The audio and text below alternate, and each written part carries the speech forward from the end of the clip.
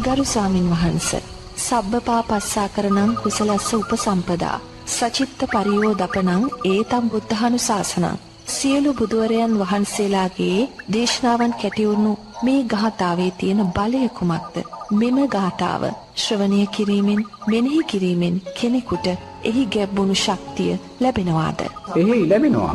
දැන් බුදුරජාණන් වහන්සේ සබ්බපාපස්සාකරණං කියන්නේ සියලු පාපයන්ගෙන් මිදෙන්න. කුසලස්ස උපසම්පදා කුසල් දහම් වඩන්න. සචිත්ත පරියෝදපනං සිත දමනය කරගන්න. සිත දමනය කරගන්න. ඒකයි බුදුරජාණන් වහන්සේගේ අනුශාසනය. ඒතකොට සිත දමනය කරගන්න කියලා බුදුරජාණන් වහන්සේ මොකද්ද කියන්නේ? මොන සිත දමනය කරන්න කියන්නේ? මේ කුසල් සහ අකුසල් සිත් දෙකමයි දමනය කරගන්න කියන්නේ. ඒක හොඳට තේරුම් ගන්න ඕනේ. මුලින්ම කියනවා සබ්බපාපස්ස පාපයන්ගෙන් මිදෙන්න. ඊට පස්සේ කියනවා කුසලයේ යෙදෙන්න. ඊට පස්සේ කියනවා හිත දමනය කරගන්න. මොන හිතද මේ දමනය කරගන්න කියන්නේ? කුසලයේ සහ අකුසලයේ කියන දෙකමයි. මොකද කුසලයට අපි වරන් යන්නේ භවයටයි.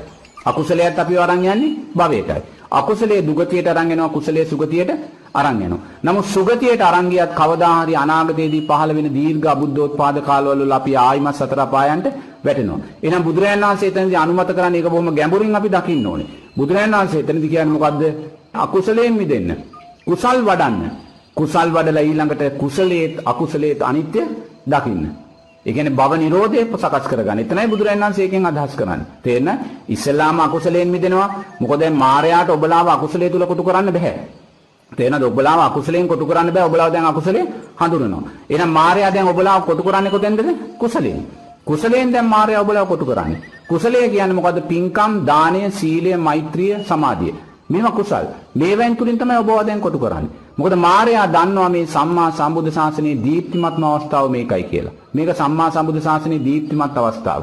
නමුත් මේ දීප්තිය කියන්නේ නෝනා නිවෙන්න ආසන්න පහනක තියෙන දීප්තිය. තේන නිවෙන්න ආසන්න පහනක තියෙන දීප්තිය.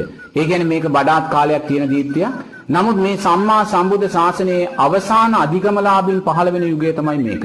ඔබතුමියට මේ ජීවිතේ සෝවාන් වෙන්න තියෙනවා නම් ඒ තියෙන කාලය තමයි මේක.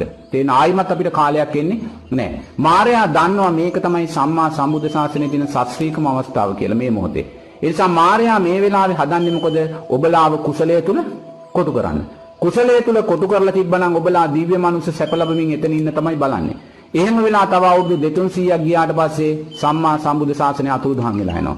අතුරුදහන් වෙලාට ගියාට පස්සේ ලෝකයේ අයිති කාටද? මායයට.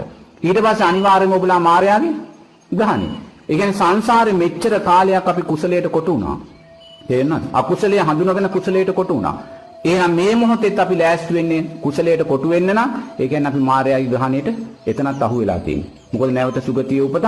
ඒ සුගතිය උපතෙන් අපි ආයමත් සතර අපායට වැටෙනවා. තේරෙනවද? ඒ නිසා බුදුරජාණන් වහන්සේ සබ්බපාපස්සාකරණං ගාථාවේදී ඒකයි කියන්නේ මුලින්ම පාපයන්ගෙන් මිදෙන්න, ඊට පස්සේ කුසල් දහම් වඩන්න, ඊට පස්සේ බුදුරජාණන් වහන්සේ කියනවා සිත දමනය කරගන්න. මොන සිතද?